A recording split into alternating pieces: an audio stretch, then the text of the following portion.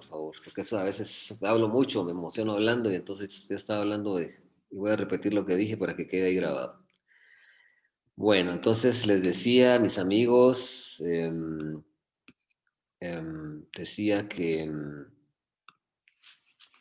habíamos visto en la clase anterior que son 6 libros del Código Procesal Civil y Mercantil. Les había dicho que el Código Procesal Civil y Mercantil es un decreto ley, fue creado por un gobierno de facto, ¿sí? Eh, eh, la mayoría, o sea, todos los códigos, la mayoría de códigos de leyes del país, la mayoría de leyes ordinarias, son creadas por el órgano técnico adecuado para crearlas, el organismo adecuado para crearlas. De los 3 organismos de Estado es el organismo legislativo, es a través del Congreso de la República, es una función eminentemente parlamentaria, es una función legislativa. Quiero reiterar que un gobierno de facto es aquel que ha sido impuesto a través por la fuerza, por la arbitrariedad, cuando se toman las armas, ¿sí? Y se rompe por la fuerza, eh, se toma el poder. El poder únicamente se debe tomar constitucionalmente, como lo establece la Constitución Política de la República, valga la redundancia, a través de una elección por el sufragio libre y directo. Es la forma como de libre y soberano. Es como se eligen a las autoridades y es como nosotros tenemos que, una persona tiene que llegar a ser el jefe de Estado, el presidente, no por un rompimiento constitucional. Entonces, un gobierno de facto es aquel que rompe con el orden constitucional y ha sido impuesto a través de la fuerza, ¿verdad? Y quiero reiterar que este decreto fue creado por el gobierno de Enrique Peralta Azurdia, es un decreto de ley, fue creado en el año 1963, entró en vigencia el 1 de julio de 1964. Pues les decía que era conveniente que ahora platicáramos acerca de,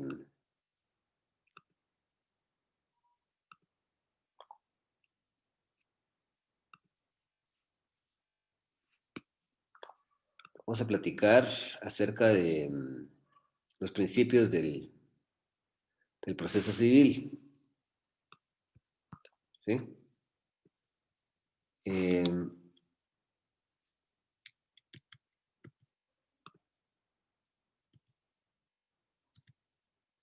bueno,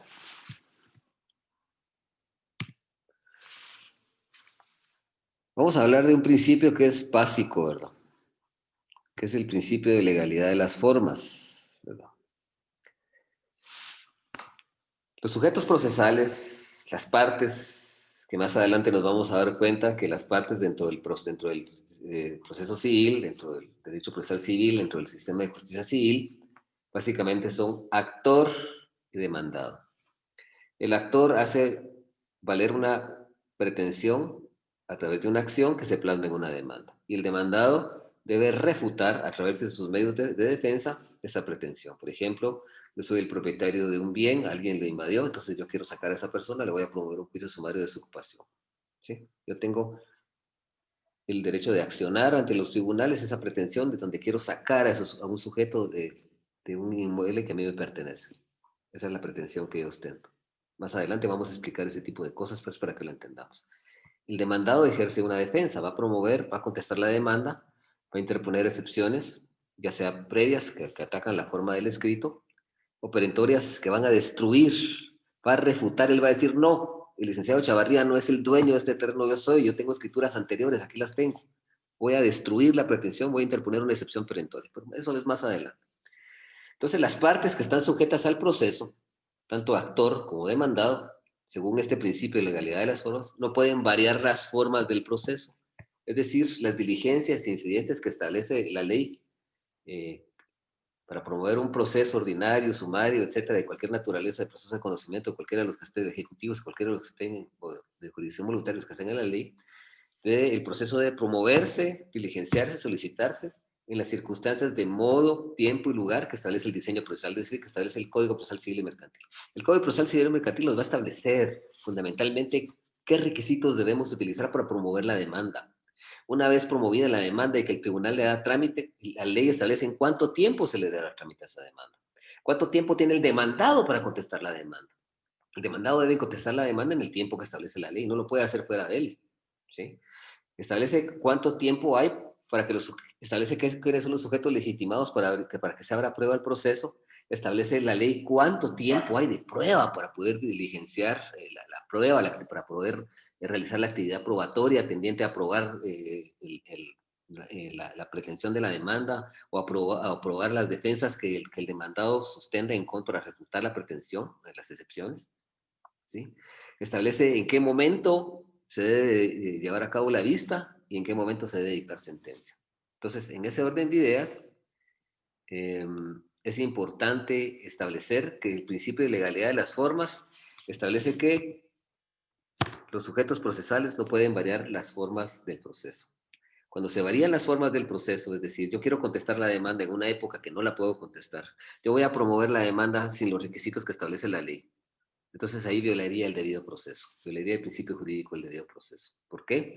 Porque el principio de legalidad de las formas va unido al principio del debido proceso. Cuando nosotros utilizamos formas que no establecen la ley, cuando pretendemos promover la demanda con una demanda que no reúne los requisitos tanto intrínsecos como extrínsecos, cuando estamos hablando de los requisitos intrínsecos, estamos hablando de la pretensión que nosotros pretendemos hacer valer. Por ejemplo, el derecho de alimentos. Que pretendo una pensión alimenticia para un hijo. Y los requisitos extrínsecos son los que están en el artículo 61, que establece todos los requisitos de una primera solicitud de una demanda. O sea, los requisitos extrínsecos son los requisitos de forma y los requisitos intrínsecos son los requisitos de fondo. Para ahora lo que me interesa es que analicemos, más adelante vamos a analizar esos requisitos, pero lo que me interesa hoy es que nosotros establezcamos, que nos aprendamos bien el principio de legalidad. Que sepamos que según el principio de legalidad de las formas, los sujetos procesales no pueden variar las formas del proceso, ¿sí? Ni sus diligencias ni sus incidencias, ¿sí? El proceso establece ciertos actos que deben cumplirse en ciertas circunstancias de modo y tiempo y lugar, y si no las cumplimos de la forma que lo establece la ley, entonces violamos este principio de legalidad de las formas y por consonancia el principio del debido proceso. Si nosotros analizamos, por favor, alguien que me pueda, leamos el artículo 16 de la ley del organismo judicial, por favor. Alguien que me lo lea, por favor. Debido proceso. Es inviolable la defensa de la persona y sus derechos. Ninguno puede ser juzgado por comisión o por tribunales especiales. Nadie podrá ser condenado ni privado de sus derechos sin haber sido citado, oído y vencido en proceso legal, seguido ante el juez o tribunal competente y preestablecido, en el que se... Siga. ¿Cómo? Siga. En el que se observen las formalidades y garantías esenciales del mismo. Y Muy tampoco podrá ser afectado temporalmente de sus derechos, sino en virtud del procedimiento que reúnen los mismos requisitos. Muy bien. Nosotros no tenemos un precepto legal específico que nos regule el principio de legalidad de las formas, así como tenemos el principio de imperatividad, que es lo mismo en el derecho procesal civil, en el derecho Código Procesal Penal, artículo 3, donde establece que ni el juez ni las partes pueden variar las formas del proceso. Este es igual, pero el fundamento más cercano que podemos hallar es el principio, eso es inherente al principio del debido proceso, artículo 16, de la ley de organismo judicial, que es su fundamento, pero también tiene un fundamento constitucional. Quisiera, por favor, pedirle a Abner que me lea el artículo 12 de la Constitución Política de la República de Guatemala.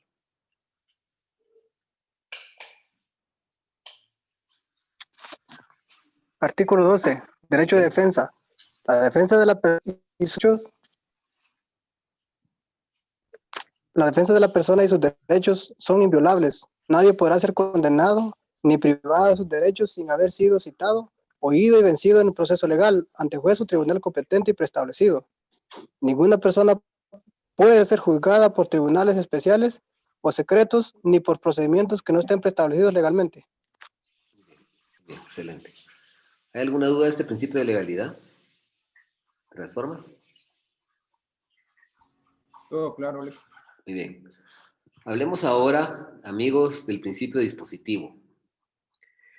El proceso civil es un proceso eminentemente rogado, es decir, se va a diligenciar a requerimiento de parte. O sea, los actos procesales que establece el Código Procesal y Mercantil, comenzando desde la demanda, y los demás actos procesales, la contestación de demanda, la solicitud de apertura de prueba, el diligenciamiento de los órganos y elementos de prueba que establece el Código Procesal Civil Mercantil, la petición de vista, la petición que se dicta sentencia, todos esos actos son a requerimiento de parte. Es decir, los actos procesales se van a practicar, se van a materializar, se van a tramitar a requerimiento de parte, se van a diligenciar a requerimiento de parte, para que el juez pueda resolver alguna petición de las partes y dictar las resoluciones correspondientes, dándole respuesta a ese derecho de petición constitucional, que es el artículo 12 de la Constitución Política de la República de Guatemala. Debe hacerlo debe hacerlo a petición de los sujetos procesales, ¿sí? Para que el juez le resuelva. El juez no puede resolver de oficio en materia civil, no puede. Es un proceso rogado, quiere decir, todas las diligencias del proceso son a requerimiento de parte, de las partes, del actor y demandado. Y eso tiene su fundamento en el artículo 26 del Código Procesal Civil y Mercantil.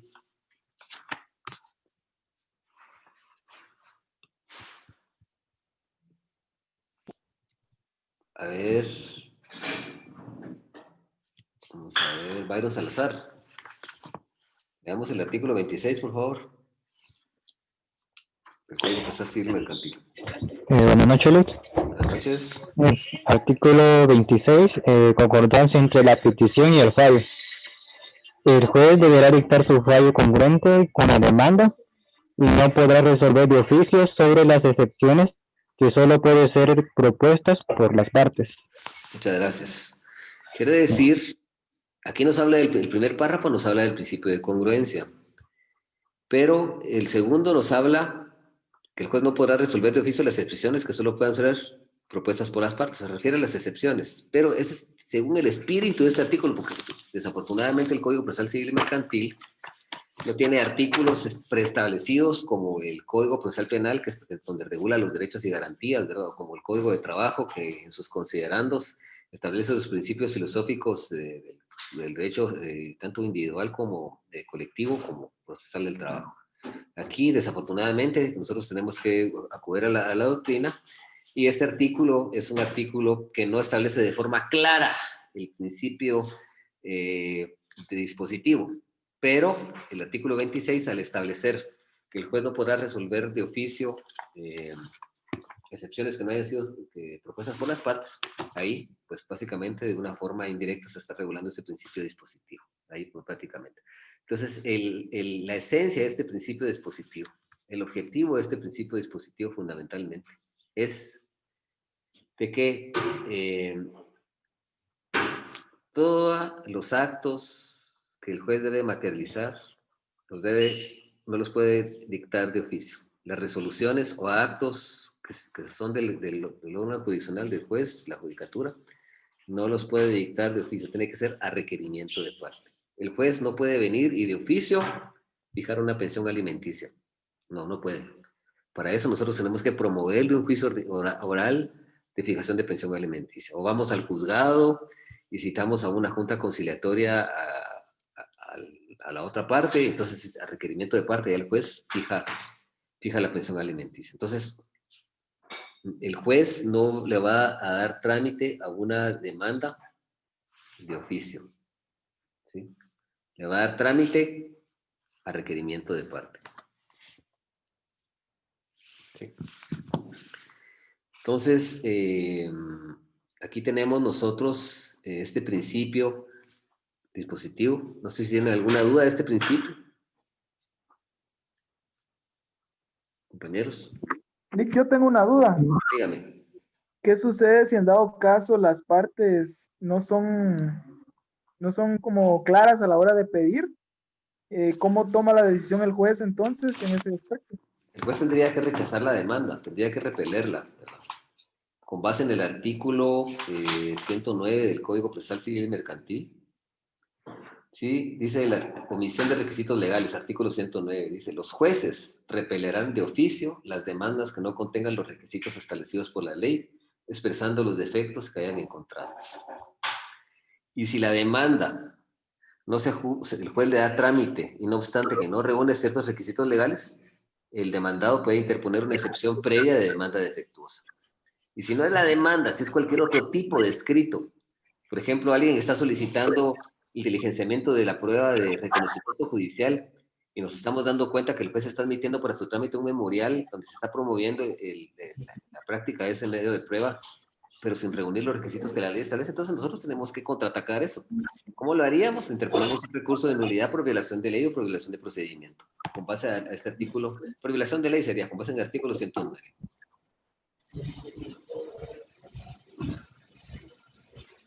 ¿Me entendió? Sí, muchas gracias. ¿En alguna otra duda?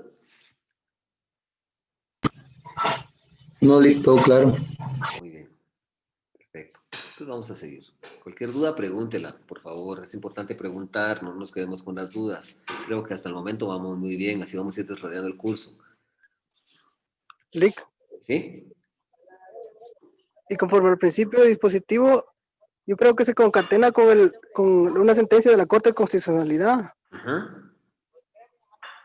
con fecha 18 de enero del 2017, ¿Qué es lo que donde dice? claramente establece la congruencia y motivación de la actividad de los actos.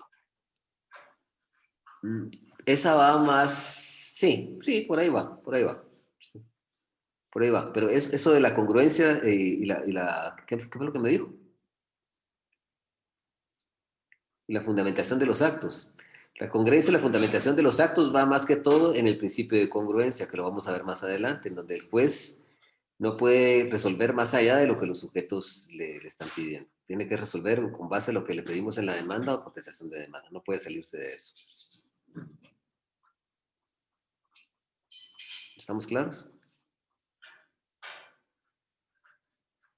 Abner. Perfecto, Lick, gracias. Okay. ¿Quedó bien aclarada su duda o tiene alguna otra pregunta? No, Lick, con eso basta, gracias. Ok, vamos a hablar ahora del principio de igualdad. Este principio de igualdad es, también, es también un derecho fundamental que está en la Constitución Política de la República de Guatemala. Y este principio de igualdad también es conocido como principio de igualdad de armas. Según este principio se desprende de que las partes en el proceso, es decir, los sujetos procesales, cuentan con las mismas oportunidades, acciones, medios de defensa para hacer valer sus derechos en juicio. Se resume en que todos los ciudadanos son iguales ante la ley, es decir, todos los sujetos procesales, actor y demandado, los terceros que puedan intervenir, tienen los mismos oportunidades, las mismas acciones, los mismos medios de defensa, ¿sí? Tienen los mismos derechos. El juez no puede privilegiar, en el momento que un juez esté privilegiando a alguien, ¿sí?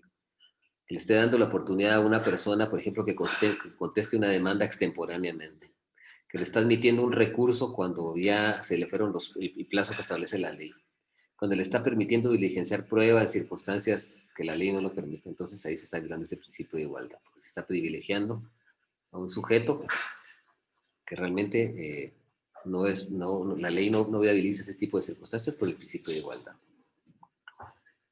A ver, por favor,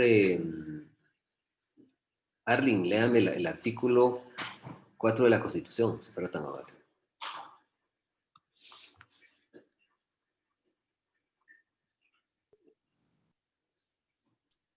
Libertad e igualdad. ¿Ah? En Guatemala, todos los seres humanos son libres e iguales en dignidad y derechos. El hombre y la mujer, cualquiera que sea su estado civil, tienen iguales oportunidades y responsabilidades. Ninguna persona puede ser sometida a servidumbre ni a otra condición que menoscabe su dignidad. Los seres humanos deben guardar conducta fraternal entre sí. Muchas gracias, muy amable. Ese es el fundamento legal, ¿verdad? No sé si hay alguna duda en cuanto al principio de igualdad. Lick, yo ¿Sí? conocía también con otro nombre el principio de igualdad, que es ¿Cómo lo también conoce? llamado principio de contradicción. No. El principio de contradicción es totalmente distinto. El principio de contradicción es un principio, y sobre todo es el principio nuclear del proceso penal. Es un proceso a través del cual todos los actos, especialmente los actos, las diligencias de prueba y todos los actos que dicte tanto el juez contralor de primera instancia como en la fase preparatoria, como en el ofrecimiento de prueba, como en el debate, todos los actos que dicte el juez tienen que ser con base a darle la oportunidad a la parte contraria que la pueda discutir. Es decir, de conformidad con el principio contradictorio, un sujeto debe tener una tesis y el otro sujeto debe tener una antitesis. Si el fiscal está imputando y está intentando ligar a proceso a una persona, del otro lado tiene que haber un sujeto que es el defensor a través de la defensa técnica y el propio sindicado a través de la defensa material que tiene que refutar eso. Si estamos en el ofrecimiento de prueba, un sujeto va a ofrecer prueba, que es el que puede ser el fiscal o el defensor o el querellante, y del otro lado tiene que estar el Ministerio Público o la otra parte refutando, fiscalizando ese medio de prueba. Si yo interpongo, por ejemplo, cuando comienza el debate hay un alegato de apertura, ¿sí? Y la otra parte también tiene su alegato de apertura. Las conclusiones también, o sea, en la forma de fiscalizar la prueba, ambos tienen ese derecho. O sea, ese es el principio contradictorio, en donde un sujeto tiene la tesis que ostenta o sustenta, y la otra es la antitesis, ¿verdad? El principio contradictorio también se da en el proceso civil, también se da, ¿sí? El principio contradictorio. Se va a entablar el contradictorio en el momento que nosotros nos contestan la demanda o nos interponen excepciones. Ahí se entabla el contradictorio. Es un contradictorio, pero dista mucho del contradictorio del proceso penal. También hay aquí. No sé si queda respondida su duda con esa respuesta. Gracias, Lic. Ok. Ahora vamos a analizar el principio, o sea, el principio de igualdad, compañero, es que todos los sujetos para el juez son iguales. Tanto actor para demandado tienen los mismos derechos y obligaciones. A eso se refiere. Tienen las mismas oportunidades de accionar, las mismas oportunidades de poder defender, tienen los mismos derechos, tienen la misma dentro del proceso. Y aquí no hay, cada quien tiene la carga de la prueba para probar sus respectivas acciones y pretensiones, ¿verdad? Y defensas. Bueno, también tenemos el principio de concentración. Este principio de concentración establece que el proceso, cuando se está tramitando, debe diligenciarse en el menor tiempo posible de dilación. Es decir, se debe ejecutar la mayor cantidad de actos procesales en el menor número de audiencias, en el menor tiempo posible. Es el principio de concentración. El objetivo de este principio es: deben ejecutarse la mayor cantidad de actos procesales en el menor número de audiencias y en el menor tiempo posible. Es el principio de concentración procesal que en materia civil es muy difícil. Desafortunadamente no se cumple mucho porque sobre todo los juicios ordinarios hay juicios que duran años, 3, 4, 5 años, ¿verdad? Duran demasiado, ¿verdad? Entonces, pero el objetivo de ese principio es realizar el mayor número de actos procesales en el menor tiempo posible. Es decir, que la duración del juicio desde la demanda hasta la sentencia sea en el menor número de audiencias y sea en poco tiempo, en el menor tiempo posible. Ese es el objetivo. Realizar el mayor número de actos procesales en el menor número de audiencias. Desarrollar la secuela del proceso. Desarrollar el proceso en el menor tiempo posible. Así lo podemos resumir. Desarrollar el proceso, ¿sí?, en el menor tiempo posible. Esa es la concentración procesal. Desarrollar el proceso en el menor tiempo posible. No sé si hay alguna duda. Lic, ¿Sí? disculpe, con respecto a este principio, ¿es doctrina o lo podemos ubicar en alguna ley? Es doctrina, son los principios que inspiran el proceso civil. Desafortunadamente, el código no es como el Código Procesal Penal, que lo regula taxativamente. El procesal penal lo regula aquí no. El Código de Trabajo también lo regula taxativamente. El Código Penal regula sus principios taxativamente. Aquí no. Si nos vamos a leer un poco de sucesión hereditaria o derecho de familia, tenemos que ir a la doctrina, donde establece principios tutelares de protección de ciertas instituciones también. Aquí también, desafortunadamente, tenemos que utilizar la doctrina para buscar para fundamentar esos principios que sustentan el proceso civil. Algunos tienen un fundamento legal, como lo hemos visto. Este no lo tiene. Y realmente es algo que se lo han pasado se lo han violado constantemente en tribunales.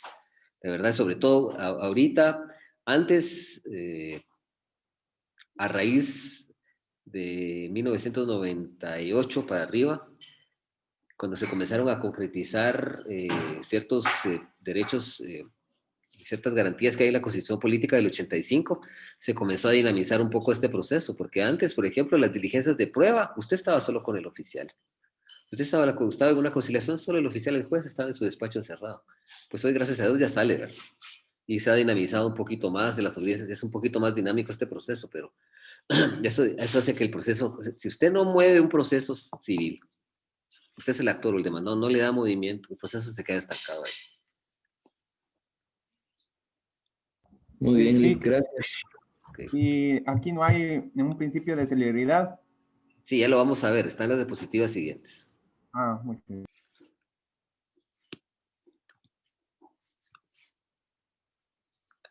Bueno, vamos a analizar ahora el principio de eventualidad. ¿Sí? El principio de eventualidad. Este principio de eventualidad establece que los sujetos procesales, las partes del proceso, deben proponer en su oportunidad procesal todos los medios de ataque y de defensa. Es decir, la ley establece una oportunidad, establece un momento procesal para poder promover los medios de defensa y ataque. La ley establece una oportunidad para realizar los actos procesales que son inherentes a las partes. La ley establece una oportunidad procesal para poder promover la demanda. La ley establece una oportunidad procesal para poder contestarla. La ley establece un periodo de prueba que es en el ordinario de 30 días, en el sumario de 15. ¿Sí? Y en el oral a través de audiencias, unas 2 o 3 audiencias para diligenciar la prueba. La ley establece una época, establece un tiempo, establece una oportunidad. ¿Sí? Es el principio, no lo vamos a confundir con el principio de preclusión, que eso es más adelante en esta misma diapositiva, pero el principio de eventualidad establece que las partes, ¿sí?, deben en la debida oportunidad procesal proponer sus medios de ataque y de defensa. Es decir, las partes tienen un momento, tienen una oportunidad para proponer sus peticiones, para proponer su demanda, para proponer su contestación de demanda, para proponerle el diligenciamiento de prueba. Es decir, las partes tienen una oportunidad para poder diligenciar sus medios de ataque y sus medios de defensa. Hay solo una oportunidad. Si yo quiero interponer un recurso en contra de una sentencia, la ley establece que para interponer el recurso de apelación hay 3 días a partir de estar notificado. Si yo no promuevo ese recurso en esa oportunidad, ya no lo puedo promover después. ¿Sí? Entonces, el principio de eventualidad establece que la ley establece un momento, un tiempo y una época para poder realizar ciertos y determinados actos. Cuando hablamos de medios de ataque y de defensa, estamos generalizando todos los actos que los sujetos procesales, tanto actor como demandado, pueden hacer valer dentro del proceso. Entonces, el espíritu del principio de eventualidad es que los sujetos procesales van a proponer y van a realizar sus medios de ataque y de defensa en las circunstancias de modo y tiempo que establece la ley. Hay una oportunidad para hacerlo. A eso se refiere. No sé si hay alguna duda en cuanto a este principio. Todo claro. Muy bien. Perdone. Vamos a hablar ahora del principio de inmediación. Este principio, según este principio, el juez tiene que estar en contacto inmediato y directo con las partes o con los sujetos procesales durante la tramitación de los actos procesales y con las demás personas o cosas que intervienen en el proceso. ¿Sí?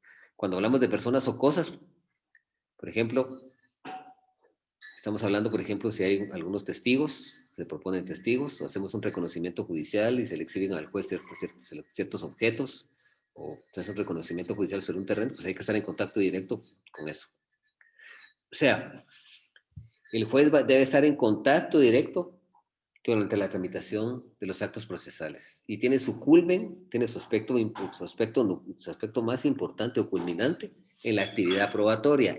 La actividad probatoria es la actividad de más trascendencia dentro del proceso, porque la prueba es la que va a decidir al final cómo se va a dictar una sentencia, si va a ser declarado con lugar o sin lugar, a favor del actor o a favor del demandado. Esa es la prueba lo que lo va a establecer fundamentalmente. Pero cuando se produce la prueba, ese es el momento más importante del proceso, porque ahí es donde el juez tiene más obligación de estar en contacto directo con las partes, ¿sí? Con el actor y con el demandado, y con las demás personas que intervienen en el proceso. ¿Qué otras personas que intervienen en el proceso? Pueden haber testigos, ¿sí? Se puede requerir el informe de alguna autoridad judicial, alguna otra autoridad no judicial, perdón, que se habla de cosas que intervienen en el proceso. Si el juez pide un reconocimiento judicial de un vehículo, pues hay que llevárselo a la judicatura o llevarlo a donde esté, y que él pueda inspeccionar las características que interesan al proceso que él desea aprobar, ¿verdad?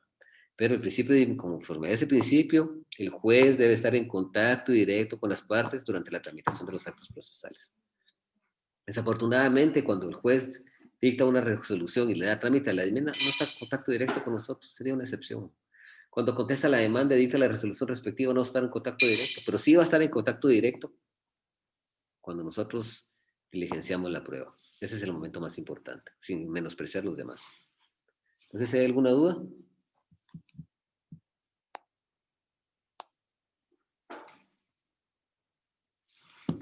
Bueno, vamos ahora a hablar del principio de preclusión.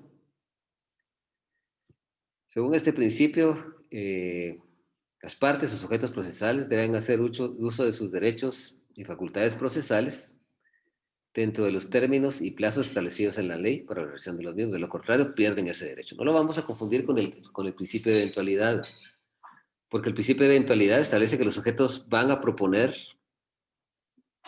sus peticiones, sus medios de ataque o defensa en la debida oportunidad procesal. Este principio de preclusión, aparte de tener inherencia con la eventualidad, establece que si nosotros no proponemos nuestros medios de ataque o de defensa en la oportunidad que tenemos, entonces ya no lo podemos hacer después, precluye ese derecho, ¿sí?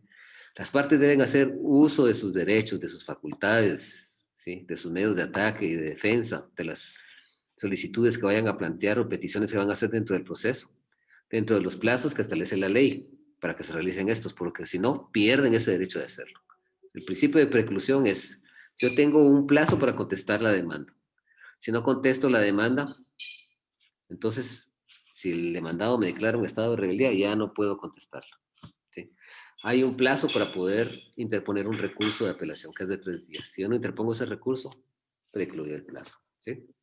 Hay un plazo para poder evacuar la vista. El juez señala un día y una hora específico. El juez señala para la vista el día 21 de enero a las 10 de la mañana. Si yo no me presento a hacer los alegatos de viva voz, si lo pedí que fuera que la vista fuera pública, o no presento el memorial respectivo a la hora correspondiente, precluyo mi derecho, ¿sí? No sé si alguien tiene alguna otra duda con respecto a esto. Disculpe, ¿Sí? para tal vez tener un poquito clara la idea del principio de eventualidad y no confundirlo con el de preclusión. No sé si estoy en lo correcto de que la eventualidad es cuando considero yo que el juez establece, ¿verdad?, que es el momento para proponer la defensa y como dice usted, los ataques, los medios de ataque o los...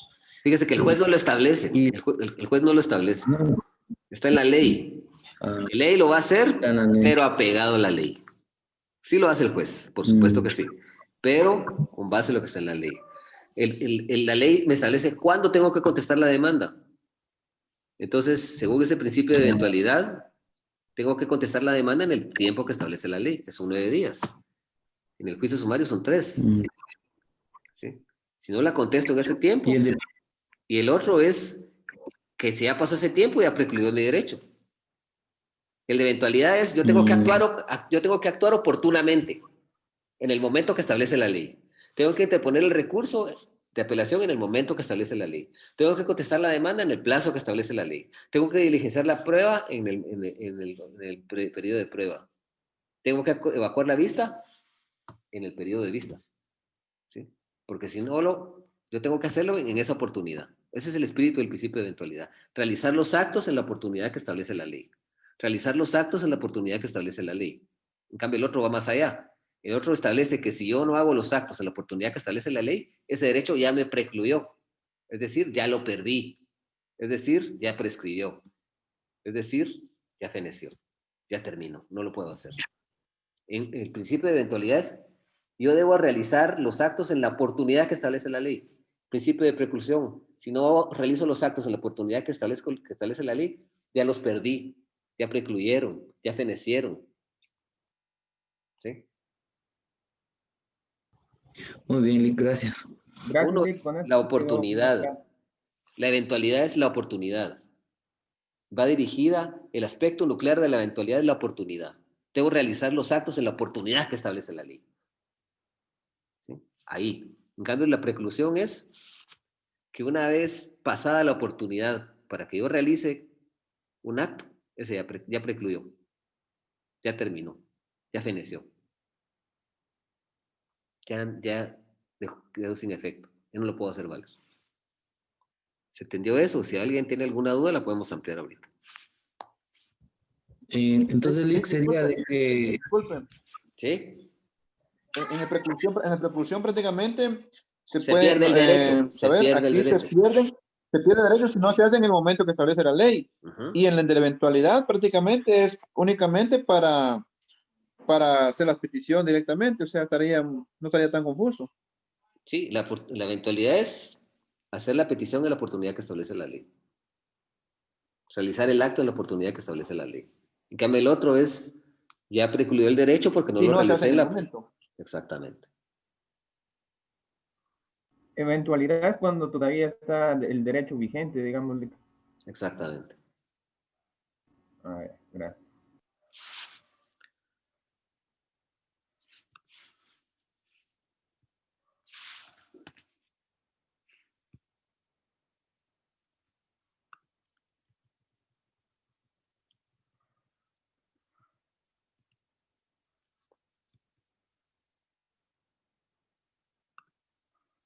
Bueno. ¿Sí están viendo ahí, verdad? Sí, Lick. Bueno. Vamos a hablar del principio de adquisición procesal. El principio de adquisición procesal establece que los actos ejecutados por una parte o por un sujeto procesal producen efecto para cualquiera de las partes sin importar quién de estas lo aportó al proceso.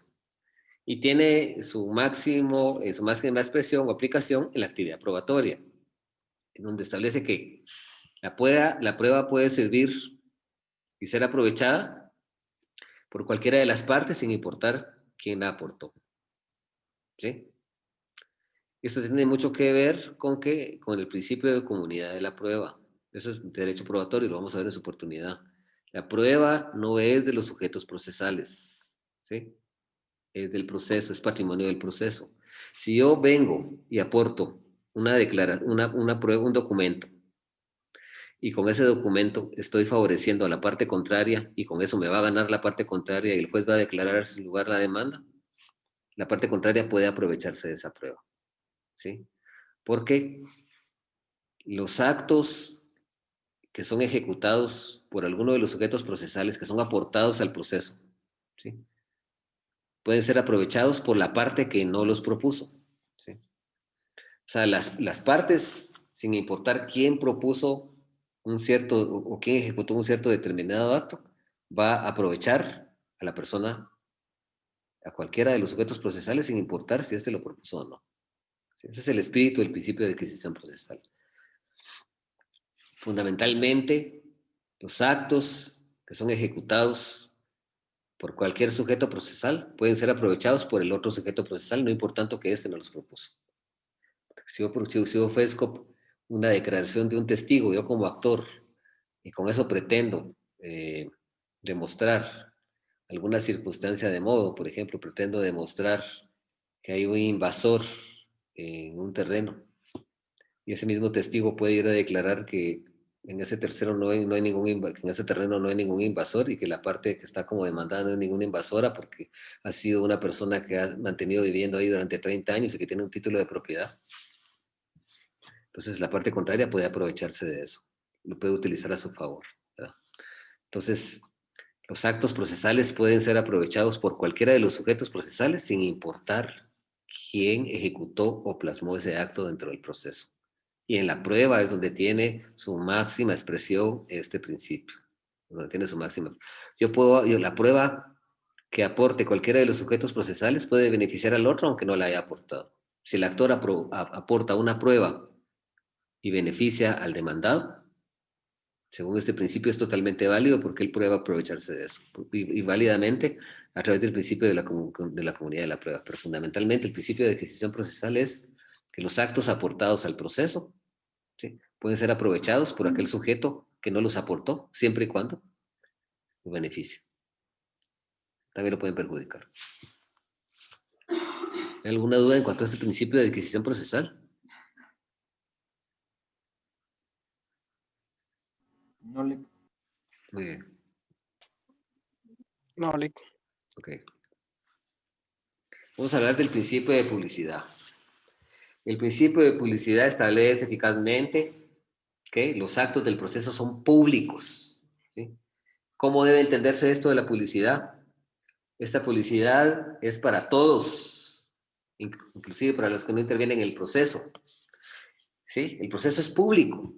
El proceso es público, quiere decir que los actos que se realizan dentro del proceso son públicos porque no solo los sujetos procesales, tanto actor como demandado, ¿sí?, pueden enterarse de estos, sino que también las personas que no intervienen en el proceso, que no tienen vinculación a él. Los actos del proceso son públicos.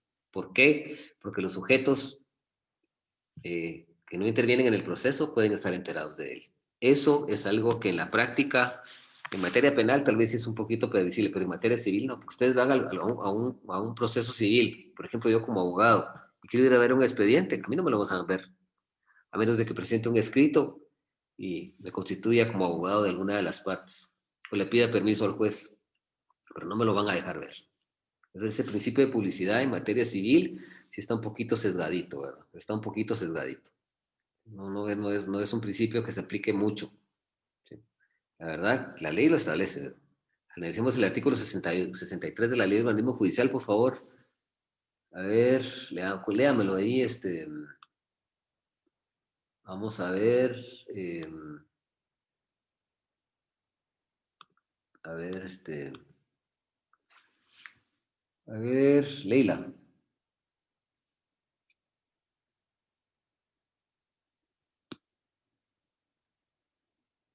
Leila no está. ¿O María Fernanda? Sí, aquí estoy. Ah, bueno. Léame el artículo 63 de la ley del organismo judicial, por favor. Dice publicidad. Los actos y diligencias tribunales son públicos. Léalo despacio, por favor. En Léalo que despacio. por- Despacito. Desde el principio. Despacio, así, bien leidito, por favor. Los actos y diligencias de los tribunales son públicos, salvo los casos en que por mandato legal, por razón de moral o seguridad pública, deben mantenerse en forma reservada. La calificación será hecho por el juez en casos muy especiales y bajo su estricta responsabilidad. En todo caso, los sujetos procesales y sus abogados tienen derecho a estar presentes en todas las diligencias o actos de que se trate y hacer las observaciones y protestas que preceden y en general enterarse de su contenido. Bueno, muy bien. Nos damos cuenta de que según este principio de publicidad ya nos está marcando ahí que es para las partes, ¿verdad? ¿Alguien tiene alguna duda de este principio? El aspecto nuclear de este principio es que los actos del proceso son públicos. Es decir, las partes puedes tener acceso a él, pero también otras personas que no intervienen en el proceso, es decir, el público.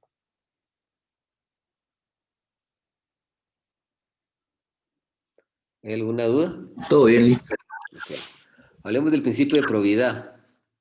Este principio de probidad, el espíritu de este principio es Que los sujetos procesales, las partes que intervienen dentro del proceso, tanto actor como demandado, deben litigar, ¿sí?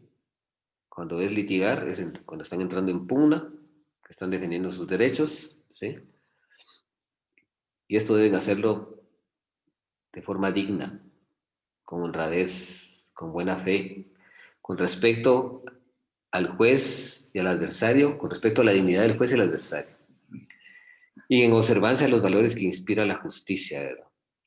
Sin ejecutar actos de mala fe que vayan en detrimento arbitrario de la parte contraria y provocando actos que son perjudiciales y que no los permite la ley. Entonces se deben evitar esos efectos perjudiciales que trascienden de este proceso y fuera de este. ¿Sí?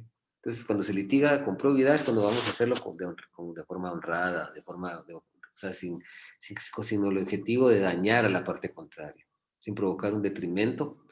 ¿Verdad? Cuando nos dirigimos al juez tiene que ser con respeto. Cuando vayamos a dirigirnos a la parte contraria y estemos haciendo una argumentación, nosotros tenemos que, la plasmemos en una demanda, nosotros no podemos poner que la parte contraria es por ejemplo, de hacerle insultos, ¿verdad? O ponerle improperios ahí.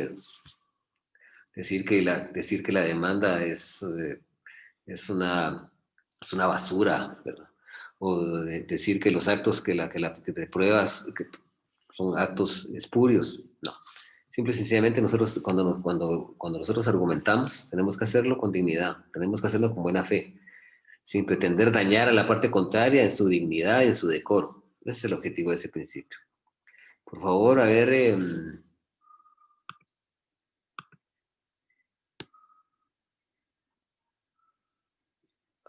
vamos a ver.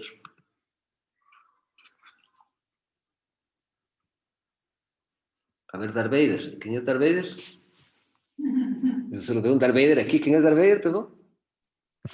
Soy yo, Lick. Axel Dubán, perdón. Axel, hágame favor de leerme el artículo 17 de la LOG.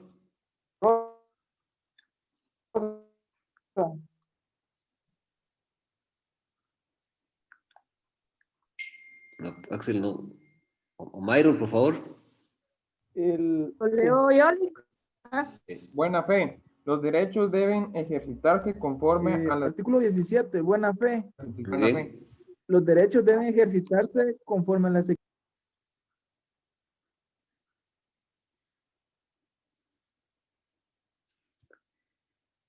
No lo escuchamos, Axel.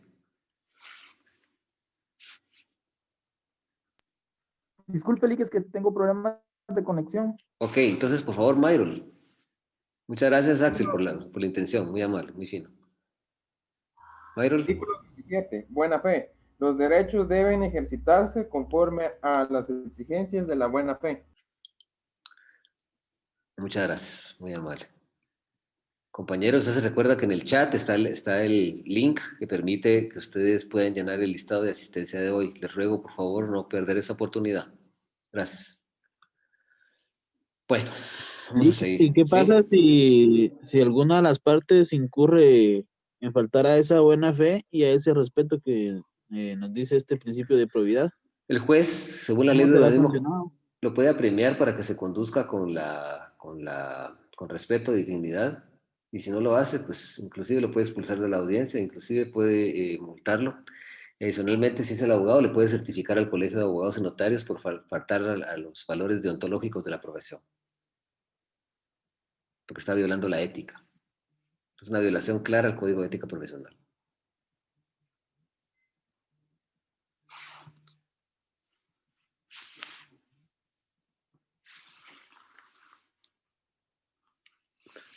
Bueno, ¿está bien? ¿Le quedó claro? Sí, Lick, muchas gracias. Ok. Aquí está el principio de economía procesal. Según este principio de economía procesal, el proceso debe ser económico en tiempo y económico en gastos. El ideal del proceso es que la concentración procesal debe permitir un proceso barato. Esto en la actualidad no se cumple. Recordemos que el principio de concentración procesal es realizar el mayor número de actos, un menor número de tiempo, y eso hace provocaría que el proceso sea un proceso económico. Un proceso con poco tiempo es un proceso económico en tiempo y económico en gastos, ¿verdad? A eso se refiere el principio de economía procesal. Que el proceso debe ser económico en tiempo. Y si es económico en tiempo, cuando hablamos de la economía de tiempo es en el menor tiempo posible, entonces hay una economía también pecuniaria, hay una economía económica, hay economía en gastos, en costas judiciales, ¿sí? Entonces, la concentración procesal, que era la que habíamos analizado con anterior, pues debería permitir un proceso económico.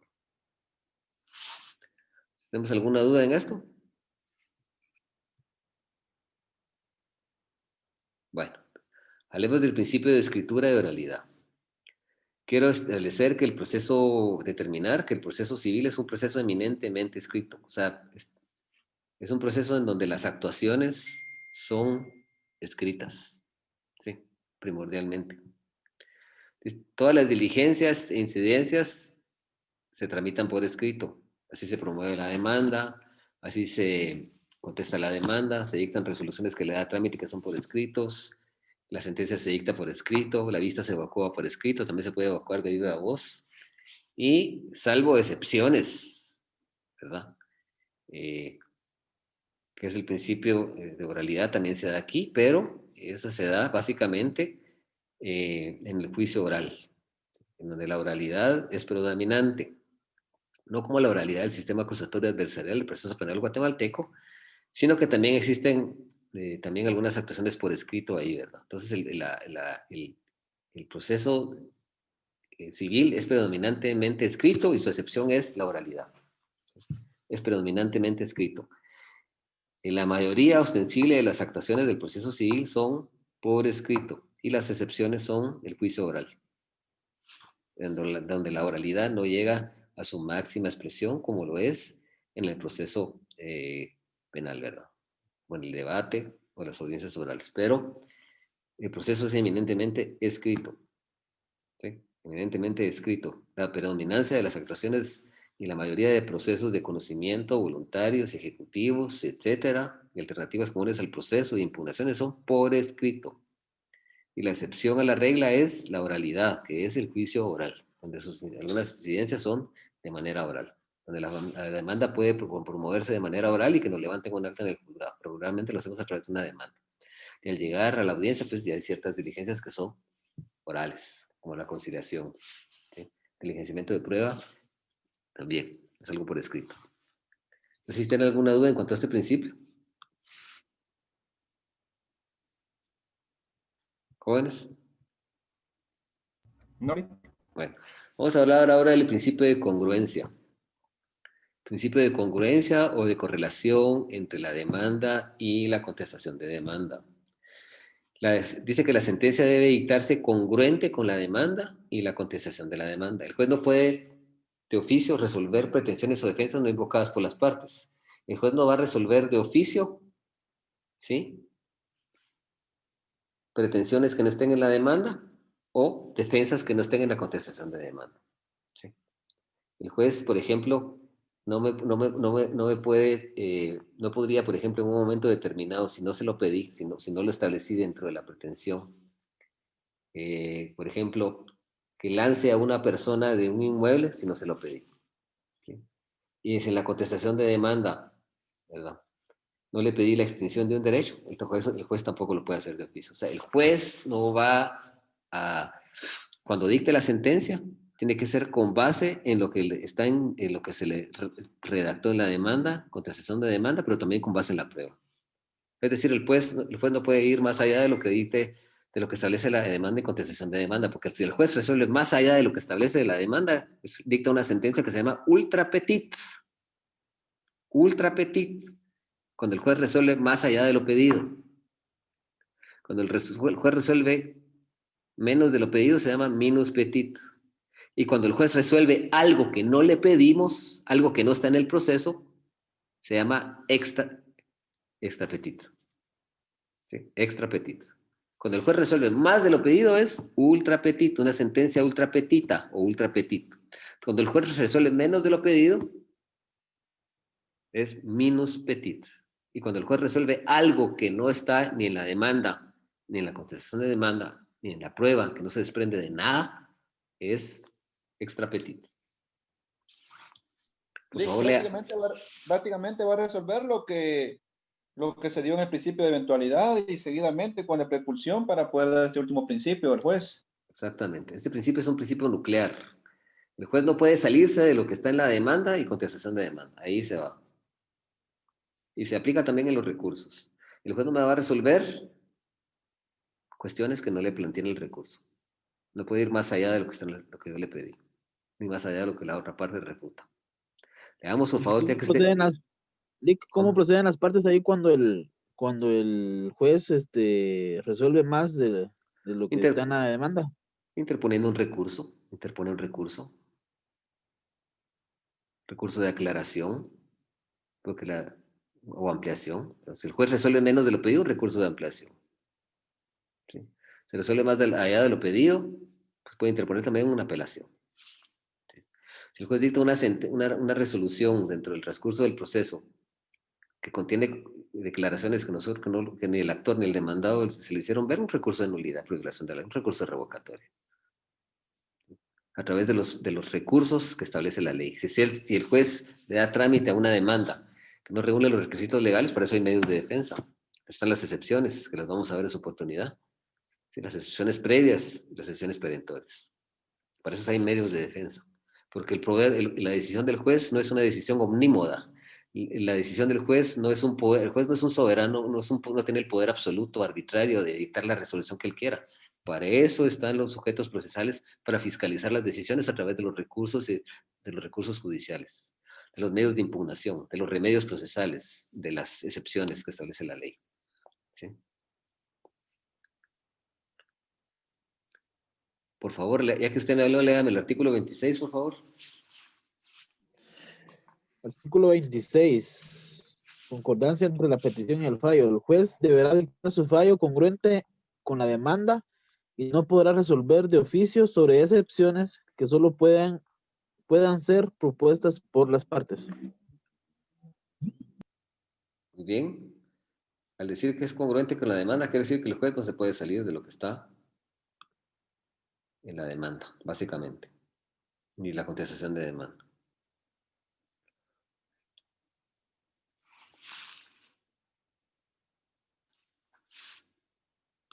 Jóvenes, nos vamos a quedar por aquí, porque ya ustedes tienen que irse ¿qué les toca ahorita? Notariado. A procesar la administrativo. Perfecto. Muy bien, nos vamos a quedar por aquí por cuestiones de tiempo. ¿Les parece bien la clase? ¿Están contentos? ¿Estamos bien? ¿Tienen alguna duda? ¿Hay que mejorar en algo? ¿O qué? ¿O qué hacemos? Estamos bien, Nico. Cualquier cosa me dicen. ¿Tienen alguna duda? Me pueden chatear si no quieren hablar por aquí. Yo estoy con la obligación de dejar la claridad en la exposición y que la exposición sea lógica, sea coherente. Hasta el momento, calidad, Lick, en cuestión de los principios, pues de ahí cuando vayamos agarrando un poquito más la onda, siento yo, ya va a ser en el proceso. Me imagino que va a haber alguna práctica. Sí, pues, lógicamente vamos a practicar las incidencias del proceso. Nada más tenemos que practicar. Así es. Bueno, entonces yo los dejo por aquí. Tengan una bendecida noche.